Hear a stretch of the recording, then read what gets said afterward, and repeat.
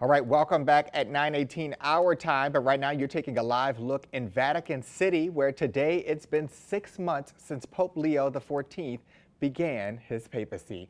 Hailing from Chicago, he's the first American-born pope in the history of the Catholic Church. It's a major change not just for Rome, but for Catholics in the United States as well. So joining us live this morning is Vatican correspondent Colleen Dully. Colleen, thanks so much for joining us.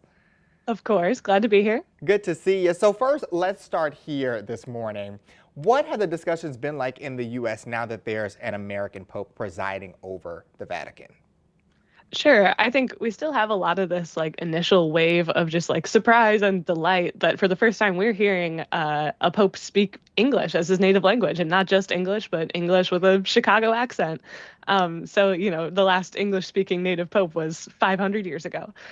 So I think that's, making people feel connected to this pope in a way that they maybe haven't to past popes. But then also, in the last, I would say 2 months or so, Pope Leo has gotten a lot more outspoken about the American situation, especially on migration issues. And so we're starting to see, some resistance from some of the same quarters that were resistant to Pope Francis on that message. And then at the same time, we're seeing other people who are really delighted by what he's saying. And we're seeing the U.S. bishops kind of fall into line behind what he's saying on migration, too.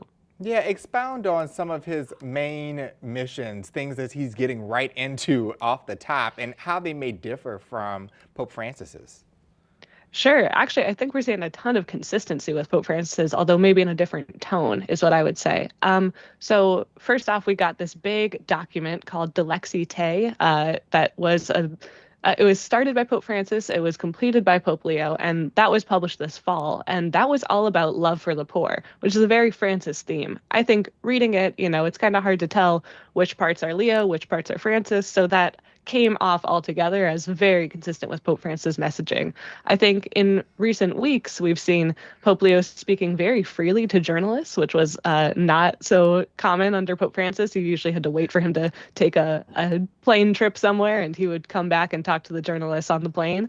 But Pope Leo has been going down to Castel Gandolfo, which is like a vacation home just outside of Rome, every Tuesday, which is his day off. And when he leaves there, he usually talks to reporters. And so this is where we've gotten a lot of these kind of off-the-cuff comments about migration, about Cardinal Cupich giving an award to a Democrat. And so these are the things that, have kind of surprised people. But on migration, he's, very concerned about the Trump administration's crackdown. He was just saying this week that there are a lot of people who are separated from their families, who are not having their spiritual needs met. He was talking about this effort by a Chicago auxiliary bishop and other Catholic leaders in Chicago to go and take communion into an ICE detention center. And he said they should be allowed to do that.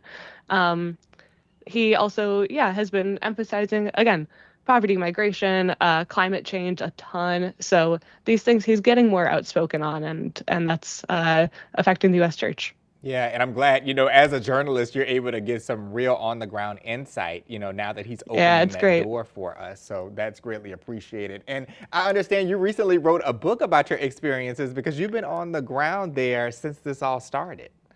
Yeah. It's right behind me, this orange book. It's called Struck Down, Not Destroyed, Keeping the Faith as a Vatican Reporter. And it's basically about, I was raised Catholic. I'm still practicing Catholic. So how, covering different church scandals that can really rock your faith in the institution, how I've kind of navigated whether I still want to stay and ultimately deciding to stay Catholic. So it's each chapter kind of takes a look at a different scandal I've covered and how I wrestled with it.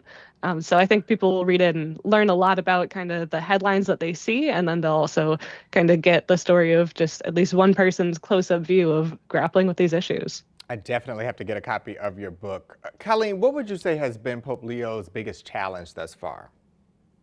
Oh, I think that's a tough one. Expectations are always really high whenever a new pope comes into office. Usually you get like a honeymoon period where their approval ratings are super high. And then right after that, it'll start tanking once they start, speaking their mind about things. And so I think that for Leo, he went in, there were really high expectations, especially because Francis was so widely loved. In fact, unlike past popes, Leo's approval ratings were not quite as high as Francis's when he first took office. And so, I think that, he's had to make a bit of an adjustment. He's said this himself in learning how to be a world leader, learning to be, somebody who people are constantly seeking comments from. Whereas in the past, he kept a pretty low profile in his previous Vatican position. And so, yeah, he has said himself his biggest challenge has been learning to be a world leader. He's got a great diplomatic corps behind him, so I think he's well advised on it. But it's tough to comment on like really gnarly geopolitical issues when you're just off the cuff talking to reporters and you don't have your Secretary of State right there kind of advising you on what to say. Yeah, and before we let you go, Colleen, what's his next big test? Ooh, well, he's going to be taking his first papal trip at the end of this month. That will be to Turkey and Lebanon. So again, places with a lot of really complex geopolitical issues. So I think that that's going to be a big challenge for him on that world leader front. And then one thing I'm looking forward to this spring is that he's going to be releasing his first big Catholic social teaching document, which we're expecting to focus on not just poverty, but climate change, artificial intelligence, all these different issues, big issues that are facing the world. So I think that'll be our first real taste of where Pope Leo stands on all of this stuff and where he wants Catholics to be standing. Did you ever think that our Pope would have to deal with AI? Colleen Deli, thank you so much for talking to us. What a treat to have you, Vatican reporter. We appreciate all the work you're doing there on the ground. Thank you so much. Thanks.